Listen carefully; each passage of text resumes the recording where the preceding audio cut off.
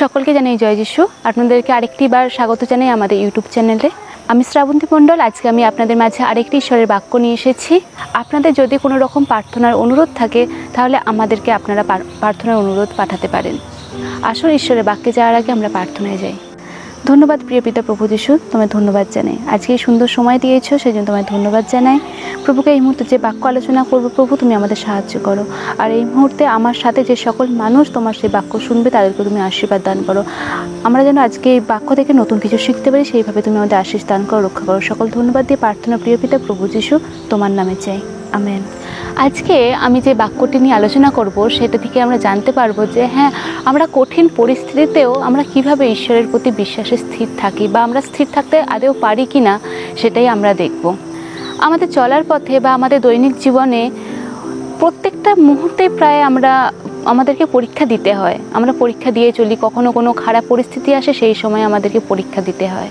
তো সেরকমভাবেই আমরা যখন প্রভু যিশুর পথে চলতে শুরু করি, আমাদের জীবনে অনেক রকম পরীক্ষা আসে, অনেক রকম নির্যাতন আসে, সমস্যা আসে।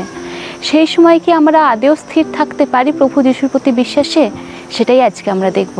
আজকে এই বার্তা দেওয়ার আগে আমি একটি গল্প বলবো, যে গল্পটি আমরা বাইবেল থেকেই পাই। একটি মেয়ের গল্প। একটি মেয়ে যে কিনা অসুস্থ ছিল এবং তার পিতা একদিন প্রভু যিশুর কাছে এসে তার পায়ের কাছে নতজানু হয়ে প্রভু যিশুকে অনুরোধ করছেন যে আপনি আমার বাড়িতে চলুন, আর আপনি যদি যান, গিয়ে আমার কন্যাকে যদি আপনি স্পর্শ করেন তাহলে আমার কন্যা সুস্থ হয়ে যাবে। এবং যিশু সেই ব্যক্তি বাড়িতে গেলেন এবং সেই মেয়েটিকে স্পর্শ করলেন এবং সেই মেয়েটি সুস্থতা লাভ করলো। এই গল্পের মধ্যে আমরা দেখতে পাই লোকটির মধ্যে বিশ্বাস ছিল কি যে প্রভু যিশু যদি তার কন্যাকে স্পর্শ করে তাহলে তার কন্যা সুস্থ হয়ে উঠবে। আসুন এরপর আমরা দেখি প্রভু যিশু যারা অনুগামী ছিল তাদের মধ্যে কতটা বিশ্বাস ছিল প্রভু যিশুর প্রতি। প্রভু যিশু তো তাদের সাথে থাকতেন, তাদেরকে শিক্ষা দিতেন, তারপরে কি তাদের মধ্যে সেরকম বিশ্বাস ছিল? সেটাই দেখব। আসুন আমরা একটি বাইবেলের পদ দেখি। মথি লিখিত সুসমাচার 8 অধ্যায় 23 থেকে 27 পদ। এখানে বলা হয়েছে, আর তিনি নৌকায় উঠিলে তাহার শিষ্যগণ তাহার পশ্চাতে গেলেন। আর দেখো, সমুদ্রে ভারী ঝড় আসিল, এমনকি নৌকা তরঙ্গে আচ্ছন্ন হইতেছিল, কিন্তু তিনি নিদ্রাগত ছিলেন। তখন তাহারা তাহার নিকটে গিয়া তাহাকে জাগাইয়া কহিলেন, হে প্রভু, রক্ষা করুন, আমরা মারা পড়িলাম। তিনি তাহাদিগকে কহিলেন, হে অল্পবিশ্বাসীরা, কেন ভীরু হও? তখন তিনি উঠিয়া বায়ু ও সমুদ্রকে ধমক দিলেন, তাহাতে মহা শান্তি হইল। আর সেই ব্যক্তিরা আশ্চর্য জ্ঞান করিয়া কহিলেন, আহ, ইনি কেমন লোক, বায়ু ও সমুদ্র যে ইহার আজ্ঞা মানে। এখানে আমরা দেখতে পাই যে প্রভু যিশুর শিষ্যরা নৌকায় চেপে হ্রদের ওপারে যাচ্ছিলেন এবং সেই সময় হঠাৎ করে সমুদ্রের মধ্যে প্রচণ্ড ঝড় উঠে যায় এবং ঢেউ আছড়ে পড়তে থাকে। আর সেই সময় প্রভু যিশু ঘুমিয়েছিলেন আর শিষ্যরা খুব ভয় পেয়ে গিয়েছিল। এবং সেই সময় প্রভু যিশুর শিষ্যরা তার ঘুম ভাঙিয়ে তাকে প্রভু যিশুকে বলছেন যে প্রভু উঠুন, আমাদের বাঁচান, আমরা ডুবে মরলাম। আর যিশু সেই সময় তাদের বলছেন, হে অল্প বিশ্বাসীর দল, তোমরা কেন এত ভয় পাচ্ছ? আমি তোমাদের সাথে থাকতে তোমাদের কোনো রকম কোনো ক্ষতি হবে না, তোমরা কি এটা বিশ্বাস করতে পারো না? তারপর প্রভু যিশু ঢেউ ও ঝোড়ো হাওয়াকে ধমক দিলেন এবং সঙ্গে সঙ্গে সেই ঢেউ এবং সেই ঝোড়ো বাতাস সকল কিছু থেমে গেল। আমি যখন এই বাইবেল পদটি পড়ছিলাম তখন আমার মনের মধ্যে প্রশ্ন এসেছিল যে প্রভু যিশু সেই সময় কেন ঘুমিয়েছিলেন? প্রভু যিশু তো ঈশ্বর পুত্র, তিনি তো সকল কিছু জানতেন। কোন সময় সমুদ্রের মধ্যে ঝড় আসবে, কোন সময় ঢেউ আসবে, তিনি সকল কিছু জানতেন। তারপরেও তিনি কেন সেই সময় ঘুমিয়েছিলেন?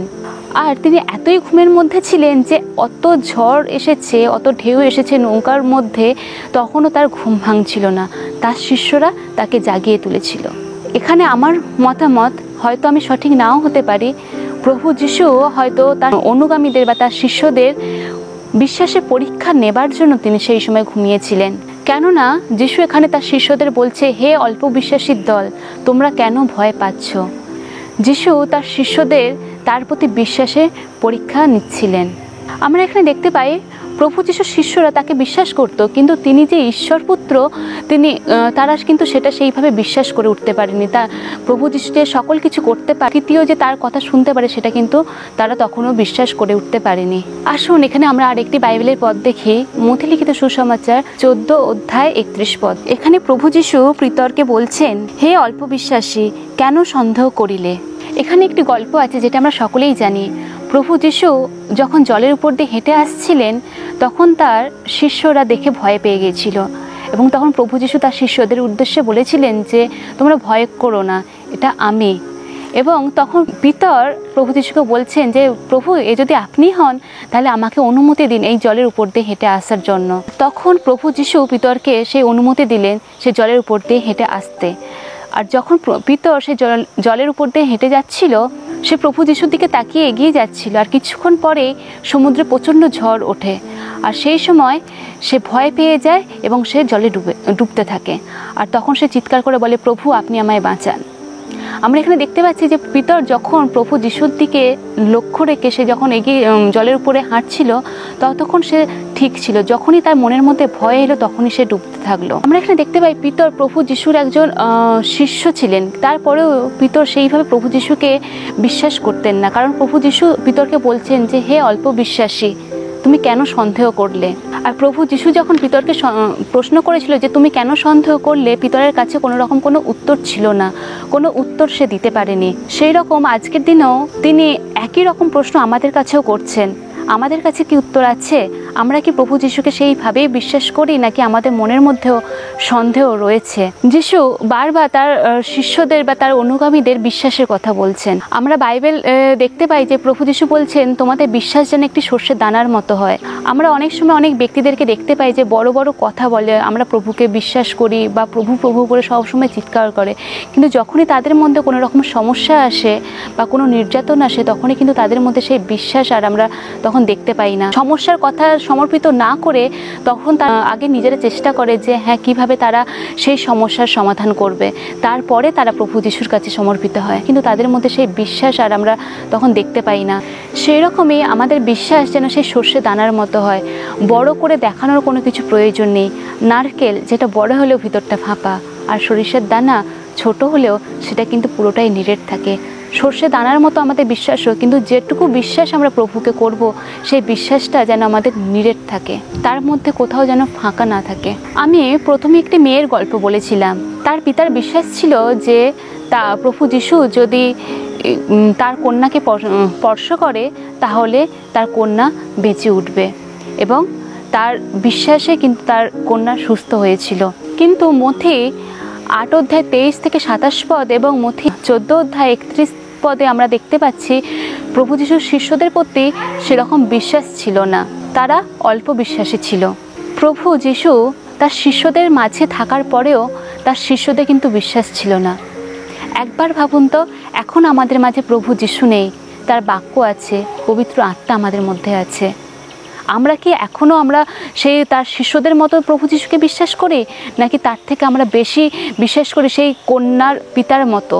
কন্যার পিতার যেরকমভাবে বিশ্বাস ছিল যে হ্যাঁ তার সন্তানকে যদি প্রভু যিশু স্পর্শ করে তখন সে সুস্থ হয়ে উঠবে, সেরকম আমাদের বিশ্বাস আছে, নাকি আমাদের সেই শিষ্যদের মতো আমরা অল্প বিশ্বাসী হয়ে রয়েছি এখনও? আমরা যখন প্রভু যিশুর পথে চলবো, তখন আমাদের মধ্যে অনেক সমস্যা আসবে, অনেক নির্যাতন আসবে। প্রভুর বাক্য প্রচার করতে গেলে আমাদের মানুষ অনেক খারাপ কথা বলবে, আমাদেরকে নিন্দা করবে। আমরা যদি এই সকল কথা শুনে আমরা যদি পিছিয়ে পড়ি, তাহলে কিন্তু আমরা প্রভুতে বিশ্বাসী হয়ে উঠতে পারিনি। যিশুর প্রতি এবং ঈশ্বরের বাক্যের প্রতি আমরা যেন যে কোনো পরিস্থিতির মধ্যেই আমরা থাকি না কেন, আমরা যেন তার বাক্যের প্রতি এবং যিশুর প্রতি আমরা যেন বিশ্বাস না হারাই। আমরা যেন সবসময় তার বাক্যের প্রতি এবং প্রভু যিশুর প্রতি বিশ্বাসে স্থির থাকি। এইটুকু যেন আমরা বিশ্বাস করতে পারি যে আমরা যে কোনো পরিস্থিতিতেই পড়ি না কেন, প্রভু যিশু তিনি আমাদের উদ্ধার করবেন, তিনি আমাদের উদ্ধারকর্তা। আর যে কোনো খারাপ পরিস্থিতি হোক না কেন, আমরা যেন এটা মনে রাখি প্রভু যিশু আছেন আমাদের সাথে, তিনি আমাদেরকে রক্ষা করবেন যে কোনো খারাপ পরিস্থিতি থেকে। আপনাদের সকলকে জয় যিশু।